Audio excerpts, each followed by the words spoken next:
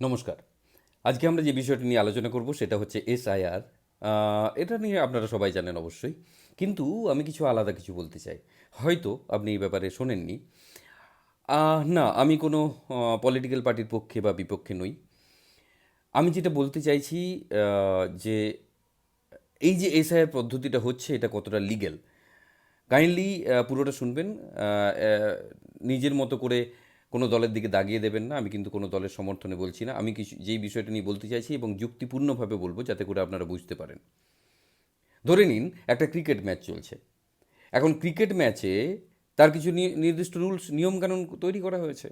তারা যারা যারা যারা প্রধান আছেন, ক্রিকেটের যারা ক্রিকেট ভালোবাসেন বা ইত্যাদি, তারা একটা কমিটি করে তারা একটা নিয়মকানুন বানিয়েছেন এবং আম্পায়ার, থার্ড আম্পায়ার যাই বলুন না কেন তাদেরকে কিন্তু সেই নিয়ম মেনেই করতে হবে। নিয়ম ছাড়া কিন্তু কেউ কিছু করতে পারবে না।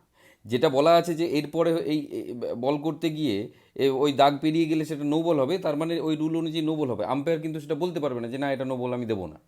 তাই না? কারণ নিয়ম যেটা করা আছে নিয়মটা মেনে নিতে হবে। নিয়মের বাইরে তুমি কিছু করতে পারবে না। তাই না? আম্পায়ার হঠাৎ করে বলতে পারে না না 22 গজের খেলাটা বেশ ভালো হচ্ছে না, আমি ভাবছি 20 গজের করবো। করতে পারে না। কারণ যেটা নিয়ম সেই নিয়ম মেনেই করতে হবে। এটাই হচ্ছে যে কোনো জিনিস, যে কোনো সুষ্ঠুভাবে যে কোনো জিনিস করার জন্য যে লিখিত নিয়ম করা থাকে, আইন করা থাকে, সেই আইন মতো যেতে হয়। এবার আসি আমাদের এসআইয়ের প্রসঙ্গে। এখন এসআইয়ের বিষয়টা নিয়ে বলতে গেলে তাহলে আমাদের এখানকার আইনটা নিয়ে বলতে হবে। আমাদের দেশে সংবিধানের ধারা 324 এবং 326 অনুযায়ী আমাদের দেশে ইলেকশন হয়। এবং প্রথমে ওই ইলেকশনের জন্য আমাদের একটা রিপ্রেজেন্টেশন অফ পিপলস অ্যাক্ট, একটা অ্যাক্ট বানানো হয়েছিল 1950-তে, রিপ্রেজেন্টেশন অফ পিপলস অ্যাক্ট 1950। এবং তারপরে কিছু রুলস বানানো হয়েছিল যেটা ভোটার তালিকায় নথিভুক্ত করা বা বাদ দেওয়া ইত্যাদির জন্য একটা রুল তৈরি করা হয়েছিল, যার নাম হচ্ছে রেজিস্ট্রেশন অফ ইলেক্টরস রুলস 1960। তো আমরা মেনলি এই আইন প্রসঙ্গেই থাকবো, আমরা আইনের বাইরে যাব না। তো রেজিস্ট্রেশন অফ ইলেক্টরস রুলস 1960-তে কিছু ফর্ম তৈরি করে দেওয়া হয়েছিল, ফর্ম 1 থেকে ফর্ম 19 অবধি। এবং সেখানে বলা ছিল যা কিছু অ্যাডিশন, ডিলিশন, এডিট করা সমস্ত রকম কনসার্ন ওনারা ভেবে বিভিন্ন ধরনের ফর্ম তৈরি করে রেখেছেন 1 থেকে 19 পর্যন্ত।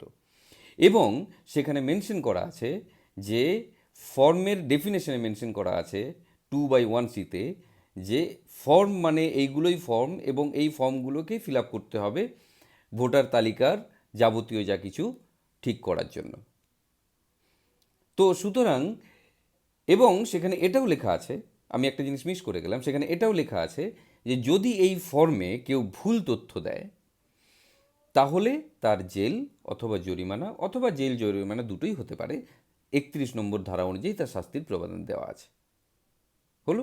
তাহলে আমি যে কোনো প্রসেস যদি আমাদের যে কোনো নাম ডিলিশন, অ্যাডিশন, এডিট করা যা কিছু করার বলুন, ইলেকট্রাল রোলের উপরে যখন কাজ করছি তখন কিন্তু আমাকে ওই যে আইন, যে রেজিস্ট্রেশন অফ ইলেক্টরস রুলস 1960, সেইটা মেনেই আমাকে করতে হবে।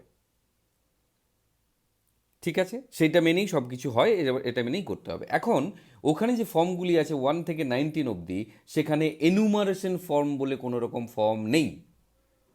সুতরাং যেটা সরকারি আইনে, যেটা আমাদের দেশের আইনে যেই ফর্মটার কোনো রকম উল্লেখই নেই, সেই ফর্মটা তুমি ফিল আপ করাতে পারো না। তোমার যদি মনে হতো যে এনুমারেশন ফর্ম খুব ইম্পর্ট্যান্ট, এটাকে আইনের সাথে যোগ করা উচিত, তাহলে তোমাকে সেই প্রসেস করে গেজেটে নোটিফিকেশন দিয়ে তোমাকে এই ফর্মটা ওই আইনে যোগ করিয়ে তারপরে তোমাকে করতে হতো। তুমি করনি। তুমি এই সমস্ত জিনিস, আমি ইলেকশন কমিশনের উদ্দেশ্যে বলছি, তোমরা করনি এই কাজ।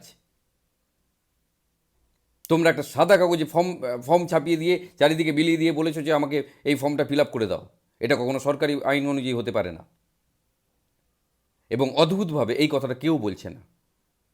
একমাত্র যিনি বলেছেন তিনি হচ্ছেন ডক্টর সুবোধচন্দ্র রয়, যিনি সুপ্রিম কোর্টে এটা নিয়ে উনি অলরেডি এটা নিয়ে বেশ কয়েকবার সুপ্রিম কোর্টে উনি যাতায়াত করেছেন এবং উনি পাবলিক লিটিগেশন মানে জনস্বার্থ মামলা উনি ফাইল করেছেন যে আমার থেকে যে সমস্ত তথ্য নেওয়া হয়েছে সেটা একটা সরকারি ফর্ম নয়, সেটা আহ, সরকারি ফর্ম না হওয়া সত্ত্বেও আমার থেকে এভাবে ডিটেলস নেওয়া হয়েছে। তার জন্য তিনি মনে করেছেন যে সংবিধানের 21 নম্বর ধারা অনুযায়ী আমার মৌলিক অধিকার খনন হচ্ছেই তো।